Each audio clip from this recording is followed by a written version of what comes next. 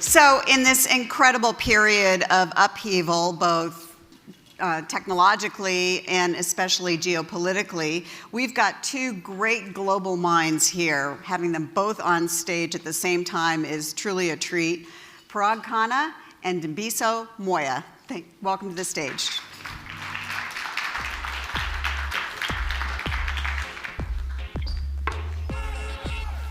So I can't stress how rare it is to have them both on stage together. You were together at Morning Joe last, I heard? Yeah, probably. Like 5 years ago? Yeah. Do you usually agree, or? I already heard something I did completely disagree with him on. Oh, but wait, I think save we'll it, come save to it. it. Okay, that's where we have to go then. So Parag is managing partner of FutureMap and author of Connectography. And Dambisa is a global economist. She's also director of 3M, Barclays Bank, and Chevron, and author of Edge of Chaos, which we'll get into in a minute. Later this afternoon, I'm going to be interviewing Chrystia Freeland, the Foreign Minister of Canada, who made the point, which many others have made, but she made it very, I think, eloquently in Washington this summer, that instead of seeing this rise of liberal democracy as capital markets move across the world, we're actually seeing a rise in authoritarianism. And yet you have a more positive view of the world as a connected world, both structurally and digitally. Mm-hmm. Why? Well, because it's a fact. Okay. Because the world is becoming irrevocably more connected through global infrastructural networks like transportation, energy, communications, markets, and so forth. The fact that we falsely linked progress in the parameters and scope of globalization with a kind of linear view of political reform doesn't mean that connectivity and that advance of globalization isn't happening. It's just how governments are translating that growing wealth into political outcomes is changing. In my work, I focus more on governance and the quality of governance in a country, right? The extent to which it is embedding rule of law in its institutions and is spreading material prosperity, increasing, civic rights and so forth. And to some degree also on to what extent democratization is taking place. And the two do go hand in hand in the sense that you do have a greater liberal culture in many countries, even if you don't have immediate transition towards electoral democracy the way we would like to see. The thing is that I think you have to look at things from the other point of view. I'm a big fan of Chrystia's, and I think her point about the global liberal order being under threat is not mistaken in the sense that we have to be very, very careful in how we deal with and not just give free rein to authoritarian regimes, conducting extrajudicial assassinations around the world and simply turn a blind eye to their domestic characteristics.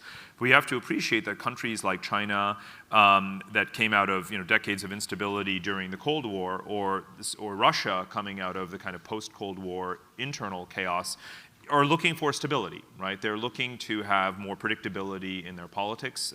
They're looking to entrench that stability and to focus, more on economic improvement and to, use their infrastructure investment and the savings, the reserves, the surpluses that they've built up to kind of, just look more inward. And that's what they're doing. Belt and Road is an example of this sort of supply-led growth that has actually proven to be a very attractive model for many Asian countries. They look at what China has done in terms of this inward investment, modernization, infrastructure kind of platform, and they're saying we need to do that as well. If you look at these trends from the perspective of the post-colonial world, dozens of poor, large, fragile countries whose populations have doubled or tripled since they became independent. They desperately need that kind of investment that they have not gotten and that the World Bank has neglected, bilateral donors have neglected. And so China is bringing it to them. And so we view too much of what is actually a positive trend in terms of giving countries, investing in countries, lending to countries the tools they need to modernize themselves. We view that as an authoritarian plot, but it's not. What do you make of that, Dambisa? So I'm not entirely clear what you object to in terms of what Chrystia's statement, at least as you stated it, was. The fact is, authoritarianism and the decline of freedom is also a fact. It is absolutely the case. But I think it's worth putting it in context. So if you look at human history in its entirety, we've had 1% of that time under what we are calling liberal democracies. And less than 30% of the world's population actually lives in a world where we could call it a liberal democracy. On many, many metrics, from low voter participation rates, the fact that money has seeped into the political process, the fact that there is a lot more skepticism, a lot less faith in democratic systems. I mean, if you look at the Pew survey in terms of faith of governments in liberal democracies, but Freedom House has put out surveys that show that even though many more countries deem themselves to be democratic, 70% of those democracies are illiberal democracies, and in fact indistinguishable from authoritarian states. So there is this certain move away from what we would deem to be liberal democracies. In fact, the Economist Intelligence Unit just a year and a half ago downgraded the United States from being a full democracy into being described as a flawed democracy. So I think there's no doubt she's absolutely onto something, but it feels to me that we're conflating the issue of economics with the issues of politics.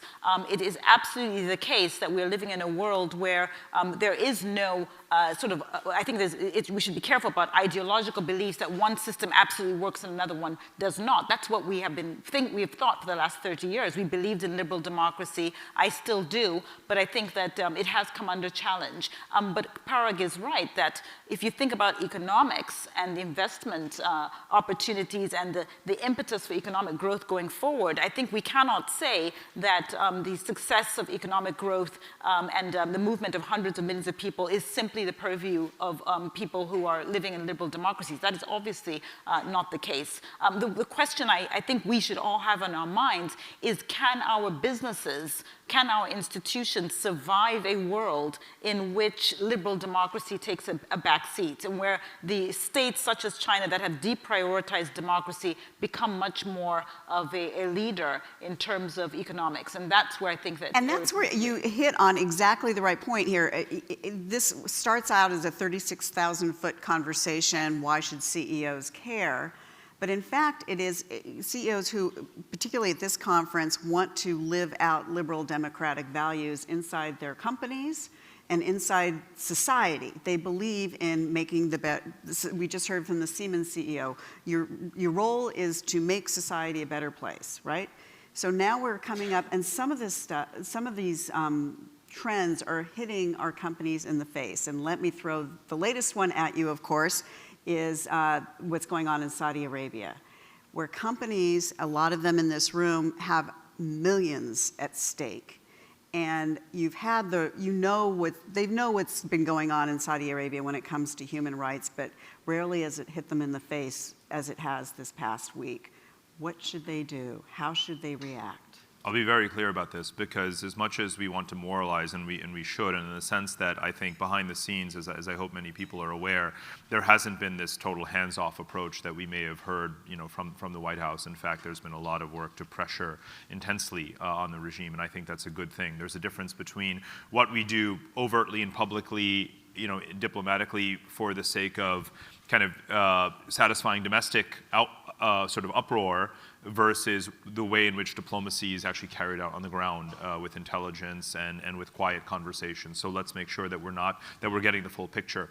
But let's also remember that beyond the moralizing, the way change happens, the extent to which global companies, Western companies, multinationals can actually influence foreign regimes and societies is not by backing away from them. It's only by being there, right? You cannot change everything in a country. You cannot be manipulating every last tactical issue that goes on there. But the only way change happens in these societies is through trade and investment. So should media and company executives pull out from next week's Davos in the desert, or not? Is that wrong? That's a tough one, because what you're looking at is the public investment fund in Saudi Arabia and other associated entities that the Crown Prince has created are attempting to raise capital to actually help to diversify the economy and create jobs, invest in infrastructure, and do all of the things that we want to see. Jobs will be created for women, jobs created for youth, and so forth. So fundamentally, the reform processes that are underway in the country are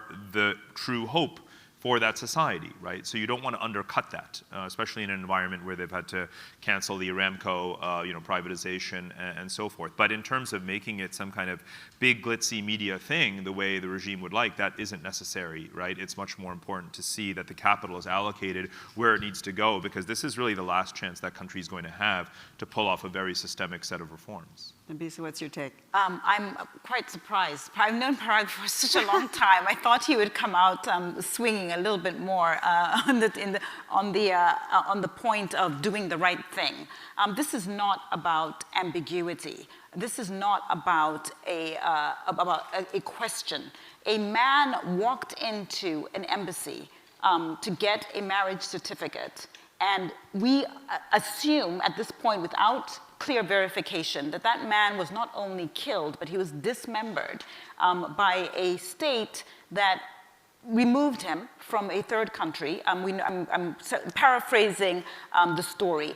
And how can we possibly sit back and think that we should not be thinking about this as a one-way sort of direction? I think that it is wrong to assume that the only influence that institutions or countries have on other countries is through capital and trade and investment. I am as pro-market capitalism and pro-investment as anyone in this room and elsewhere. But at the same time, we cannot live in a world where we just usurp values. I think there still has to be some value in morality and truth. And if you don't care about it as some esoteric ideal worth pursuing, and some people might not, I don't have children, so I could take the view that I don't really even care about the future. I think you should care about it from a business perspective. How are you going to attract young people of values with decency, just common decency, and not requiring that their own companies and institutions and the countries in which they live have some values, some system of values that they stand up for? I actually think this situation is completely deplorable. I hope we get a lot more clarity on this, and I hope that the right people are brought to justice. As Parag has mentioned, I do think there's a lot of discussions going on behind the scenes, but I think that institutions and companies are being required to take bigger stands. We have moved from the Milton Friedman era where we only care about shareholder value and nothing else. Society is now expecting corporations and institutions to take a serious step forward in social matters, including being upright citizens. And I think this is a real opportunity to do that. I want to hear from you, but I also want to hear from the audience on this particular issue of businesses stepping up to the plate or not, these two arguments side by side. I want to hear from some of you, so get your hands up, and I want to go to Parag. In the meantime, you've been doing this all along. Foreign investment, as a rule, pays higher wages than locals. It is more open to hiring women, minorities, and all those kinds of things. In every developing country, every emerging market that I travel to, whether it's Africa or corners of Asia, it is precisely the presence of Western companies that gives hope to a lot of people and actually changes values on the ground. If you divest from those countries because of a very, very regrettable, reprehensible episode like this, you're not actually going to have an impact on that country. Let's face it. That's just not true. Apartheid in South Africa, there were important sanctions, and I'm not here to argue that sanctions always work. It was an economic boycott. It was an economic boycott, and I think that we have to have some standards. We cannot run to the corners and say, well, actually, because, and I'm not disputing what you're saying, foreign trade and investment are critical, but from arguments of provenance, the people that we're going to be hiring into these organizations, we are going to struggle to attract young people into our businesses if we cannot show that we are doing the right thing. This is not, to me, it's not ambiguous. I would not attend, until there's more clarity. It may very well be that that the sort of the brouhaha that is in the press right now about what may have happened might come out to be a different version. It might be a different shade to it. I don't know. But at this stage, I would really put pressure on somebody to explain how that kind of a thing can happen in the 21st century. I just frankly think we should have higher standards. Oh, you guys must have some opinion on this. Nobody has an opinion? I might just add what how people many of you thinking. how many of you think that CEOs should pull out of next week if we're planning on going? And how many of you don't? Interesting, okay. Sorry, go ahead. Well, I was just going to say, look, I'm biased. I grew up in one of these countries. Yeah. And so I know what it's like to be there and have even the simple what looks seemingly tacit, a foreign president shaking the hand of a despot, and the implications for opposition, for the fate of liberal democracy, for the improvements and prosperity of people on the ground is incredible. And it's really important that people, if you are going to sit in the West and say, we believe in values and human rights and common decency, I think it's really important that we pursue that line of thinking. We do have some input. Yes. Sonina, Tom McInerney, CEO of Genworth Financial, Fortune 500 company. My view is that companies are organized on behalf of their customers, employees, and shareholders. And I do think that on issues like the specific one we're talking about, it's so over the line that CEOs should take a stand. However, I also think that in my company, there are people on all sides of the aisle on different issues. So I think in general, I don't know that companies should spend most of their time on these issues. They should certainly look at the issues. We're a very diverse company, very inclusive. I have 8 direct reports, 5 women, 3 men. One of the women is African American. So we're very inclusive, but I don't, on all of society's ills, I don't think it's up to companies to solve them. On clear issues like this, I think it's a different story. Any other opinions? Right here. Just let me get a practical Identify yourself. Yes, Heinrich Weiss. I'm an entrepreneur from Germany, heavily in exports around the world. And we are making machinery, and we're doing business with Russia. Just to give a practical example, we are doing business with Russia since more than 50 years. And we have a very close relationship to the executives in the Russian partner companies.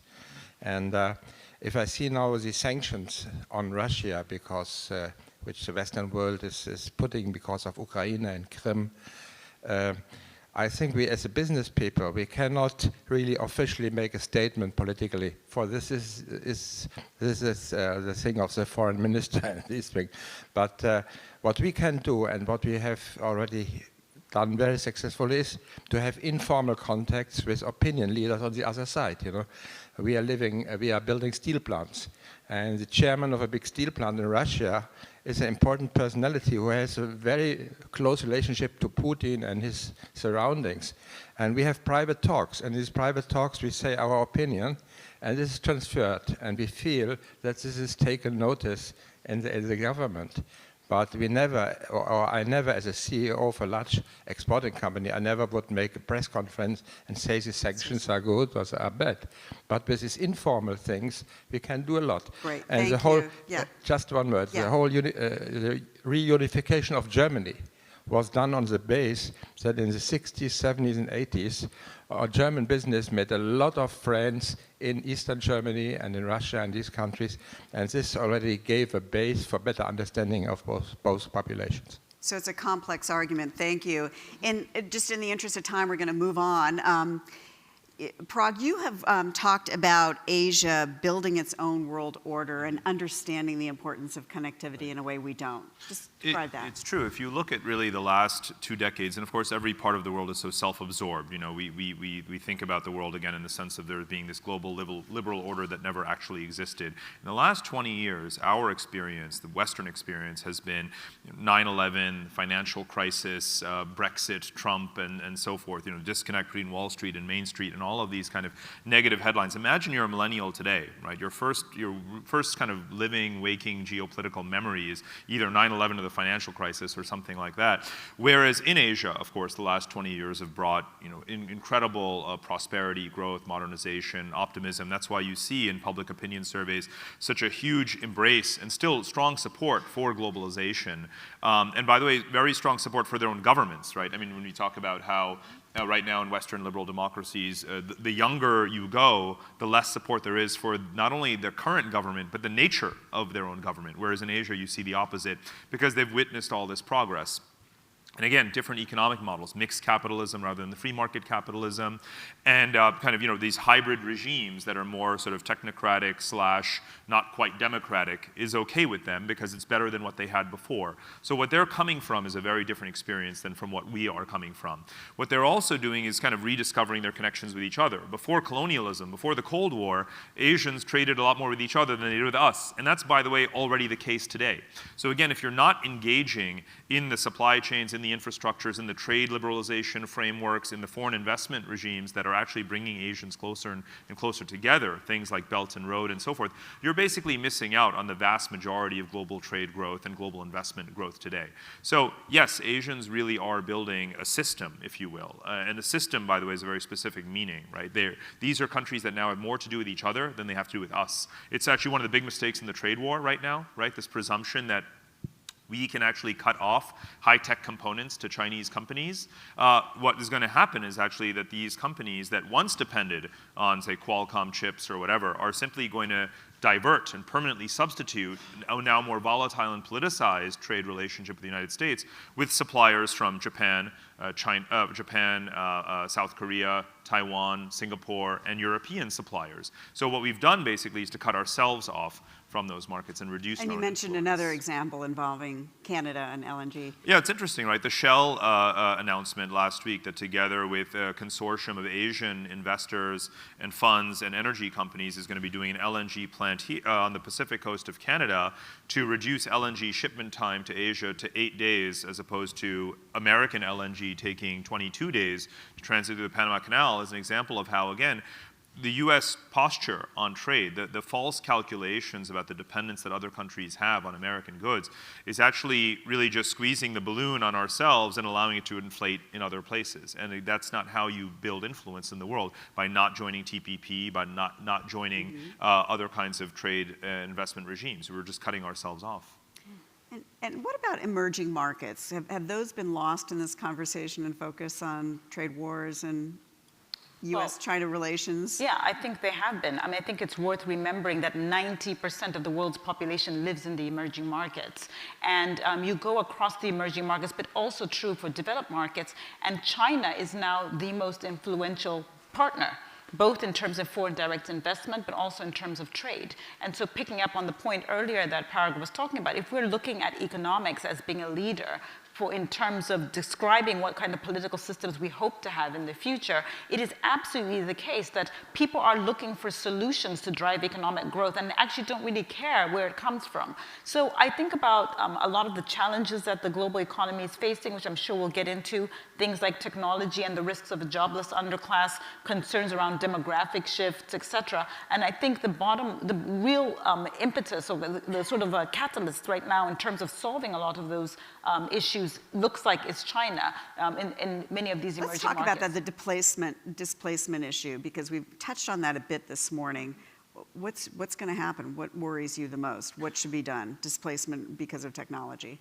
Well, I think that there are a lot of studies out there. McKinsey has a study that estimates it's 800 million jobs will be lost through automation. There are estimates that somewhere between 3 to 4 million American males between the ages of 18 to 54 could lose their jobs because they are directly involved in deliveries or some kind of a car delivery service that could be automated. I think the bottom line is we don't know. But if you look historically, the challenge that we face is that we do know, at this moment, we do not see a sector that could absorb large numbers of not just unskilled workers, but increasingly skilled workers, particularly workers who are involved in routinized businesses. And so I think that in terms of technology, I think that's where a big issue is. But if I may just say one last other thing, I think we tend to think about technology and the risk of the jobless underclass as being a problem. The other part of the problem is that China is leading in many other areas, quantum computing, areas such as AI. I think just a couple of weeks ago, Eric Schmidt, formerly of Google chairman, was talking about how there likely will be 2 internet platforms going forward, one in China, one in the West, because we are seeing that China has much more degrees of freedom, much more flexibility on how to build on areas of quantum computing, et cetera, because of the different political system there.